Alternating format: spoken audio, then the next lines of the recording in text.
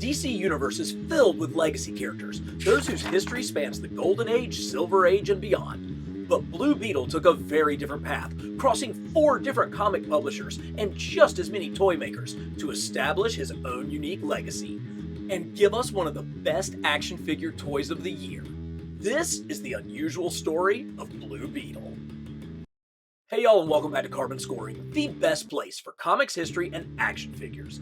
Many of you are familiar with the latest incarnation of the Blue Beetle, Jaime Reyes, star of the 2023 big budget movie. But the character's origins date back almost 100 years to Fox Comics in 1939. Premiering in Mystery Men Comics issue 1, his creation is generally credited to Charles Nicholas Wachowski, but other sources claim Will Eisner, creator of The Spirit, as the scripter of that issue.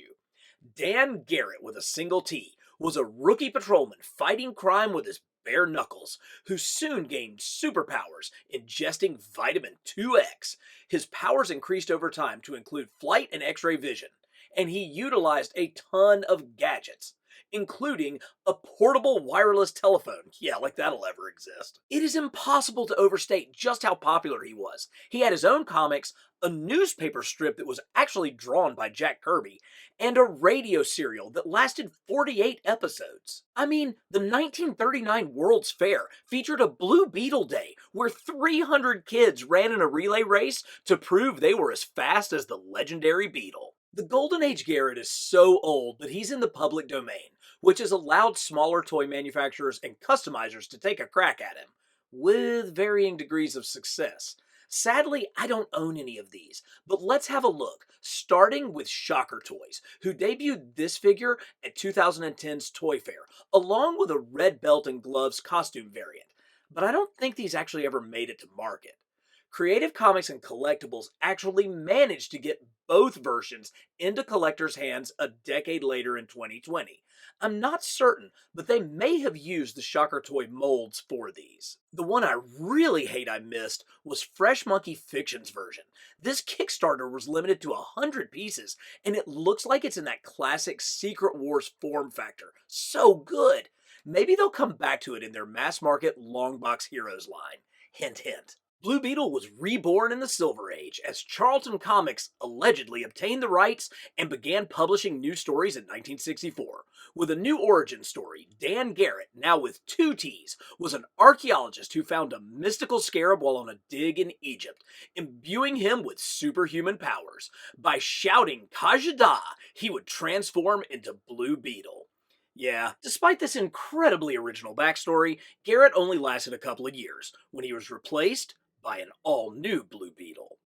Okay, let's review. Blue Beetle starred in the first 26 issues of Mystery Man Comics published by Fox, then went on to star in his own title for 60 issues. Except for the fact that Holyoke Publishing actually published issues 12 through 30, and then Fox managed to get the rights back and publish the rest of the issues. Except for 43. For some reason, they just simply didn't publish issue 43.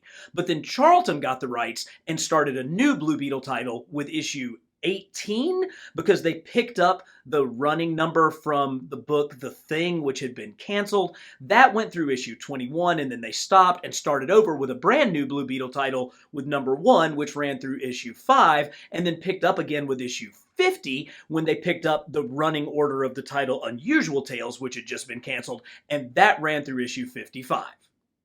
Simple enough?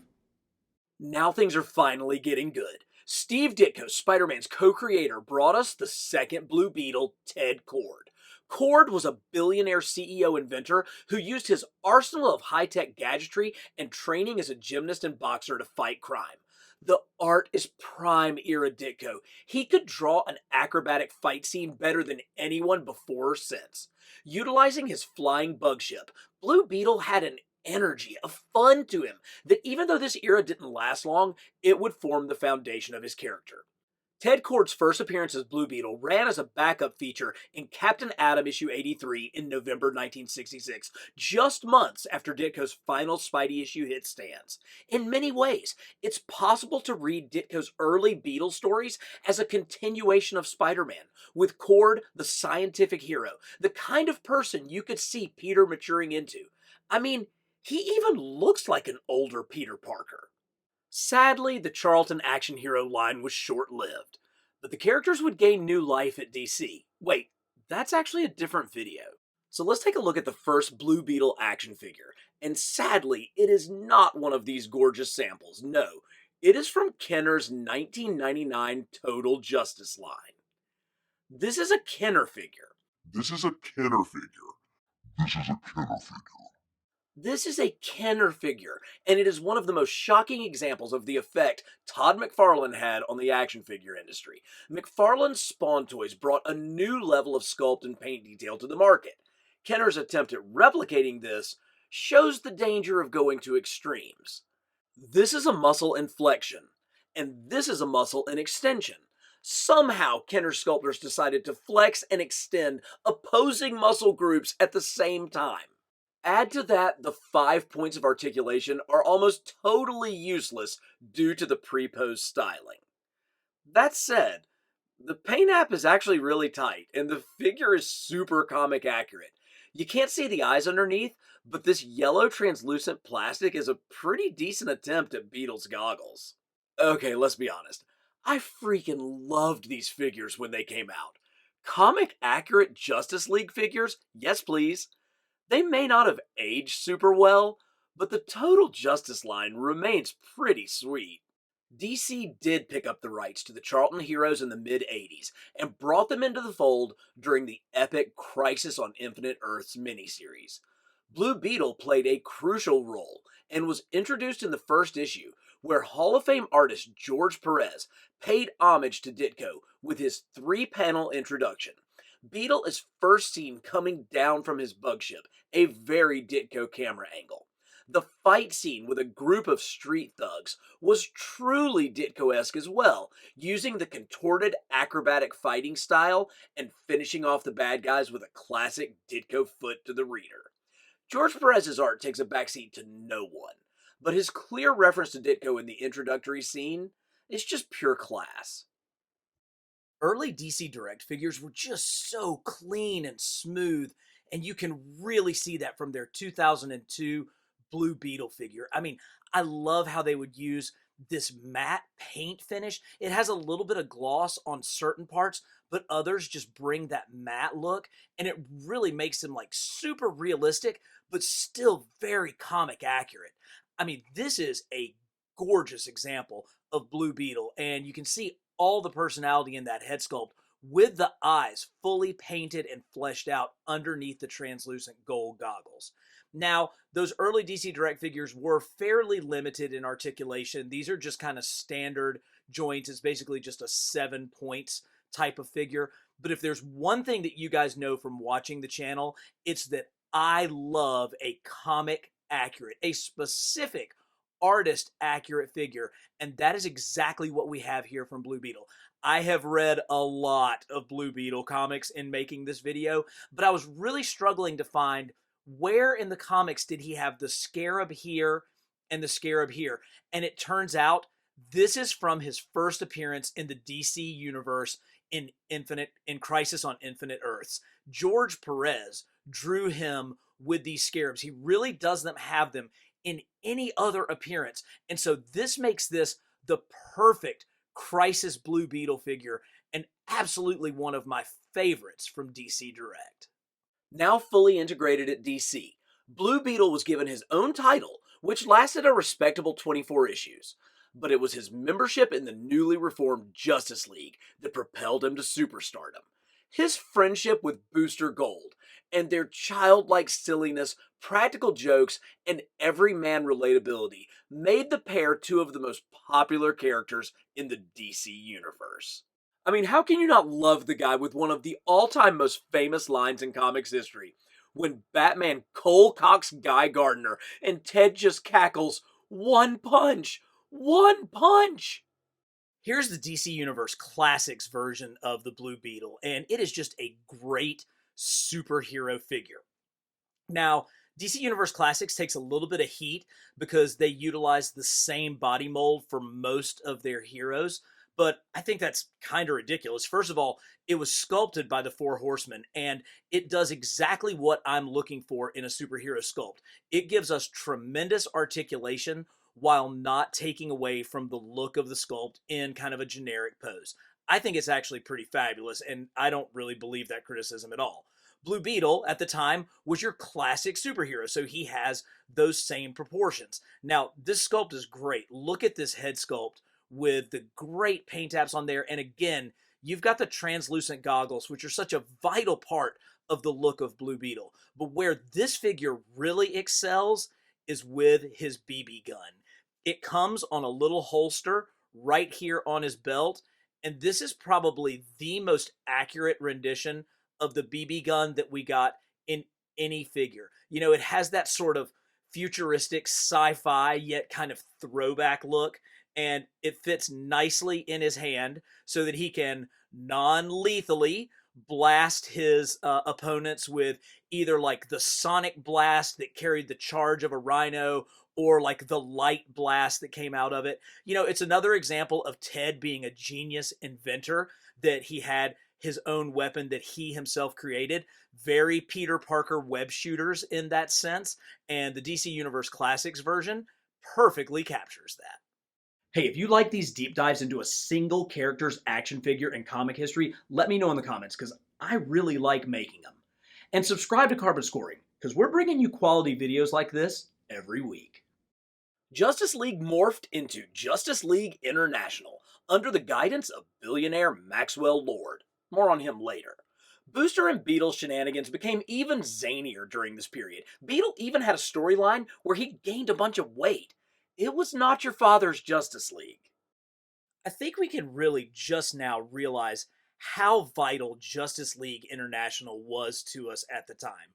Written by Keith Giffen and J.M. DeMatteis, with art by Kevin Maguire, Justice League and then its follow-up book, Justice League International, were like a breath of fresh air in the comic industry when they came out in 1987. You know, we're coming off of 1986, the year that completely changed comics with the publication of The Dark Knight Returns and Watchmen, two of the most realistic, gritty, but genuinely dark comic books ever written. And so when we got some humor in the form of JLI, particularly the relationship of Booster Gold and Blue Beetle, I mean, we just really needed it, because things, they had just gotten so heavy.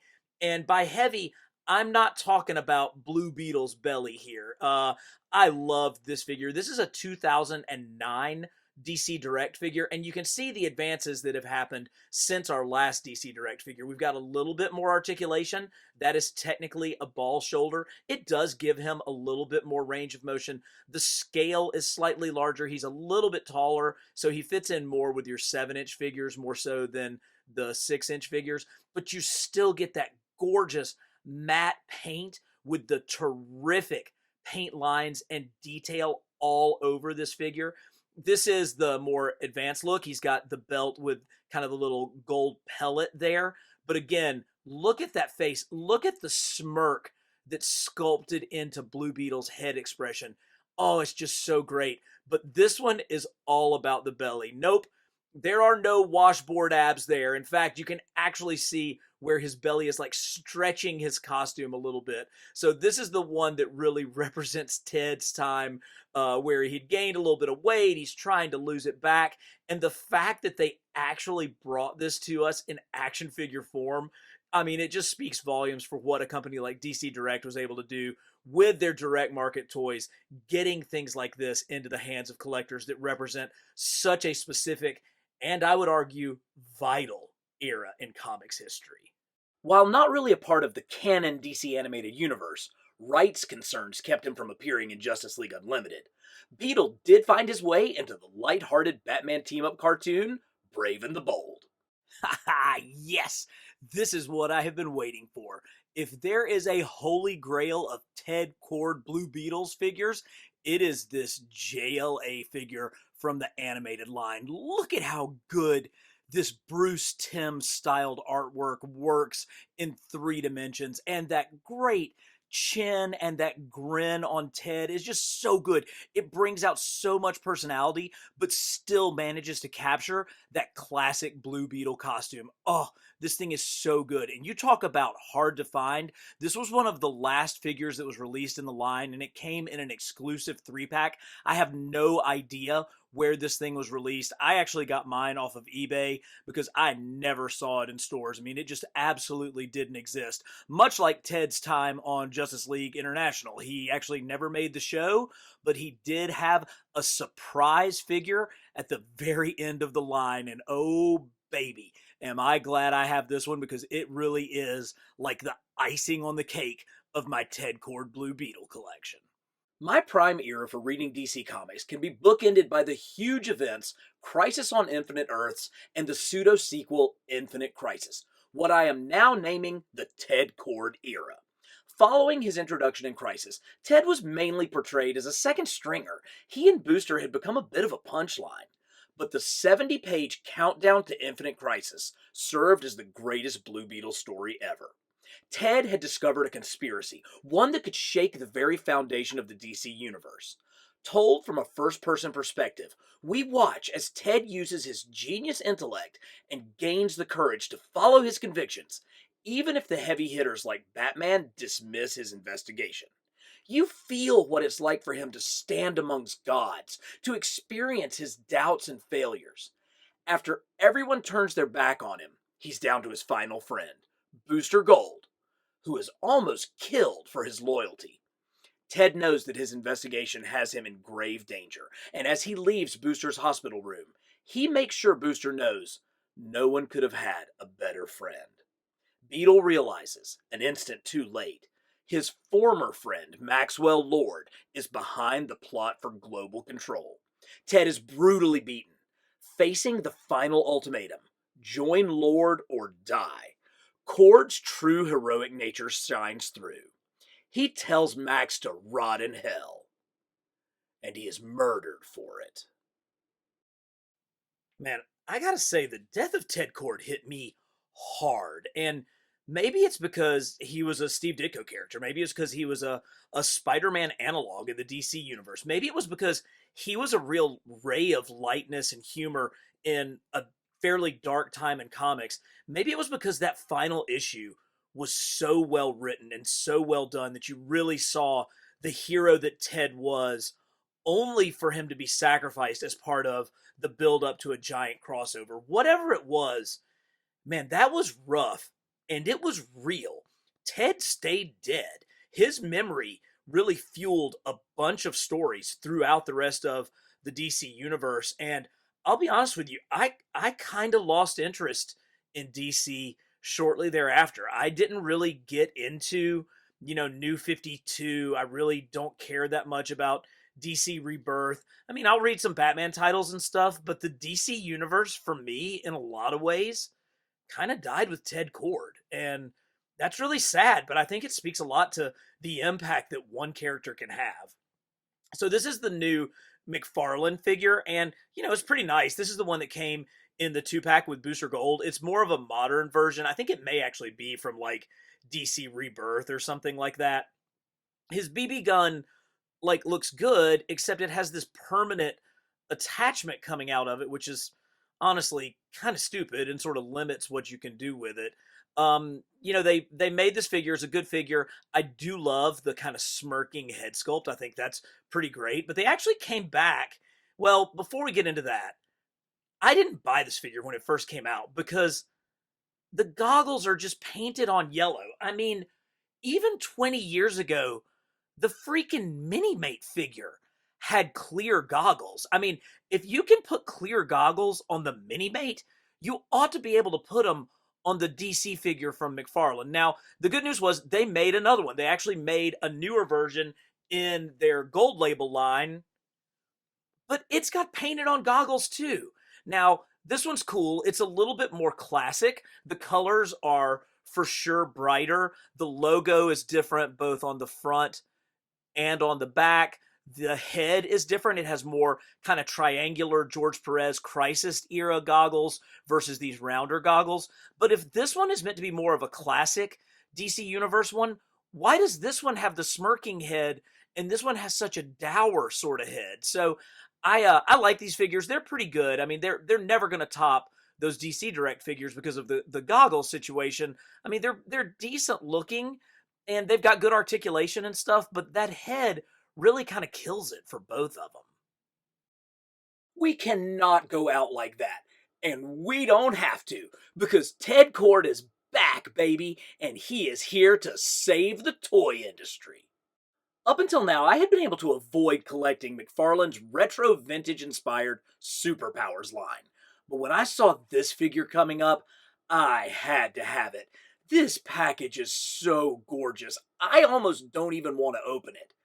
And with the cross sell on the back, bringing out all that nostalgic flavor, including the description of the character and even the vehicles that are available in the line, oh man, I didn't stand a chance. Let's talk about the figure first. I mean, it's really nice. Tight paint apps. It's that great superpowers body. Again, we've got the painted goggles. For some reason, I can actually forgive this when I feel like it's a throwback to the 1984, 85 sort of line. Let's take a second and go over all of the articulation on this figure. Okay, that didn't take very long. But that's okay. That's really the typical articulation for this era, and it doesn't really impact its play value. I still think it's kind of great. His hands are fitted so that he can hang on to his tightrope coming out of his bug ship. It's just a really cool, sweet looking, nostalgic retro throwback figure, and one that sadly kind of has me buying a lot of the rest of this line. Don't get me wrong, the Beetle is great, and I would have picked him up no matter what. But it was the bug that had me reaching for my mouse with my credit card in hand, ready to pre order this thing as soon as I saw it. My box came from Amazon, and it's got a little bit of a dent right there in it, but I don't care. I'm not an inbox collector. I just want to get this bad boy out and start playing with it. And all of the artwork on the box only makes it that much more valuable. Oh, wait a minute. Who is that hiding there in the bug ship? For me, the bug ship is where it's at. I cannot stop playing with this thing. All of the different tentacle arm things are like articulated. And of course, here is the rope that comes off the bottom that Ted can hold, and it snaps back super fast. The ship is just so comic accurate. You know, those giant orange eyes mimic Ted's costume, but also the exact look of it. I love the little touches like the I Love New York logo on the back, but it's this play feature where it opens up to display the inside that is just so classic. You know, you can fit two figures in there, and hey, we saw Booster on the promo on the box, but there's plenty of space. And look, it doesn't have to be fancy. These stickers are enough. The room in here is enough. It is so ironic that Todd McFarlane, the man who basically made his name by charging an extra dollar for Spawn action figures because they were more detailed, they had more paint apps, is now the guy who's making the most affordable, best play value toys that are out there. Trust me, the irony of that is not lost on me. But man, I'm telling you, more of this, please. I mean, more of this stuff. I'm going to go back and buy his Batmobile and Invisible Jet, and I'm getting that crazy Brainiac ship now. And it's all because when you get this thing in your hands, it is just so fun. I have loved just, you know, coming up to my kids and going and flapping up the bug's wings. Oh, this is what toys and action figures are supposed to be about. And I'm so glad that they still can exist in this form all the way in 2024. It is just so great. The story of Blue Beetle didn't end with Ted Kord. Let me know in the comments if you want a deep dive into the history of Jaime Reyes' time as the Beetle, or any other character that you want to see get this treatment. And as always, for the best in comics history and action figures, subscribe to Carbon Scoring.